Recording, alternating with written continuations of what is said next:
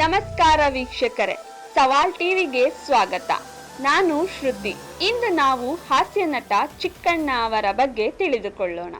ನಟ ಚಿಕ್ಕಣ್ಣ ಅವರು ಕರ್ನಾಟಕದ ಪ್ರಸಿದ್ಧ ಹಾಸ್ಯ ನಟ ಮತ್ತು ಟೆಲಿವಿಷನ್ ಕಲಾವಿದ. ಅವರು ಚಿಕ್ಕಣ್ಣ ಎಂದೇ ಪ್ರಸಿದ್ಧವಾಗಿದ್ದು ಸಾಮಾನ್ಯ ಕುಟುಂಬದ ಹಿನ್ನೆಲೆಯಿಂದ ಬಂದವರು. ಬಾಲ್ಯದಿಂದಲೇ ಅವರಿಗೆ ಹಾಸ್ಯ ಮತ್ತು ಅಭಿನಯದ ಮೇಲೆ ಆಸಕ್ತಿ. ನಟ ಚಿಕ್ಕಣ್ಣ ಮೈಸೂರಿನ ಬಲ್ಲಹಳ್ಳಿಯಲ್ಲಿ ಜೂನ್ 22, 1984ರಲ್ಲಿ ಜನಿಸಿದರು. ಅವರು ಗ್ರಾಮೀಣ ಹಿನ್ನೆಲೆಯಿಂದ ಬಂದವರು. ಜೀವನದ ಆರಂಭದಲ್ಲಿ ಸಾಕಷ್ಟು ಕಷ್ಟಗಳನ್ನು ಎದುರಿಸಿದ್ದಾರೆ. ಬೆಂಗಳೂರಿಗೆ ಬಂದಾಗ ಕೈಯಲ್ಲಿ ಕೇವಲ 45 ರೂಪಾಯಿಗಳೊಂದಿಗೆ ಗಾರೆ ಕೆಲಸವನ್ನು ಮಾಡಿದ್ದಾರೆ. ಕೆಲಸ ಜೀವನದ ಒತ್ತಡಗಳ ನಡುವೆಯೂ ತಮ್ಮ ಪ್ರತಿಭೆಯನ್ನು ಕಳೆದುಕೊಳ್ಳಲಿಲ್ಲ. ಸ್ಥಳೀಯ ನಾಟಕಗಳು ಮತ್ತು ಸಣ್ಣ ಕಾರ್ಯಕ್ರಮಗಳಲ್ಲಿ ಅಭಿನಯಿಸುತ್ತಾ ಅನುಭವ ಗಳಿಸಿದ್ದರು.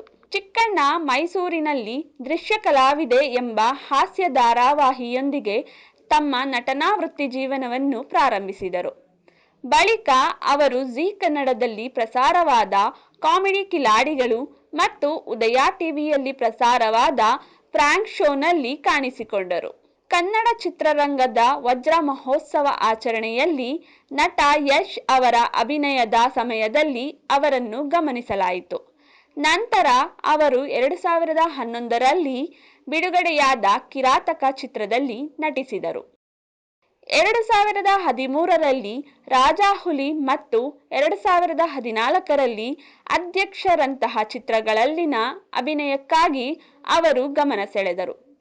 ಇವೆರಡು ಯಶ್ ಮತ್ತು ಶರಣ್ ನಿರ್ವಹಿಸಿದ ಪಾತ್ರಗಳಿಗೆ ಪಕ್ಕದ ಪಾತ್ರದಲ್ಲಿ ನಟಿಸಿದವು. 2015ರ ಶಾರ್ಪ್ ಶೂಟರ್ ಚಿತ್ರದಲ್ಲಿ ಅವರು ದಿಗಂತ್ ಅವರೊಂದಿಗೆ ನಟಿಸಿದರು ಮತ್ತು ಕುಂಟೆಬಿಲ್ಲೆ ಹಾಡಿಗೆ ಸಾಹಿತ್ಯ ಸಹ ಬರೆದರು. ಚಿಕ್ಕಣ್ಣ ರಾಜಾಹುಲಿ ಮತ್ತು ಅಧ್ಯಕ್ಷ ಚಿತ್ರಗಳು ಅವರಿಗೆ ದೊಡ್ಡ ಬ್ರೇಕ್ ನೀಡಿದವು. ಈ ಚಿತ್ರಕ್ಕೆ ಅತ್ಯುತ್ತಮ ಹಾಸ್ಯ ನಟ ವಿಭಾಗದಲ್ಲಿ ಸೈಮಾ ಪ್ರಶಸ್ತಿಯನ್ನು ಪಡೆದರು.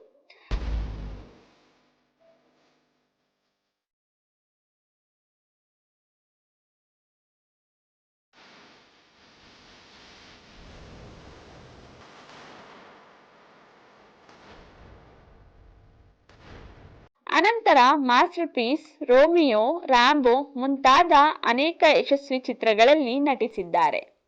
ವಿಶಿಷ್ಟ ಮ್ಯಾನರಿಸಂ ಮತ್ತು ಅಭಿನಯದಿಂದ ಪ್ರೇಕ್ಷಕರ ಮನಗೆದ್ದ ಚಿಕ್ಕಣ್ಣ ಇಂದು ಕನ್ನಡದ ಬಹುಬೇಡಿಕೆಯ ಹಾಸ್ಯ ನಟರಾಗಿದ್ದಾರೆ.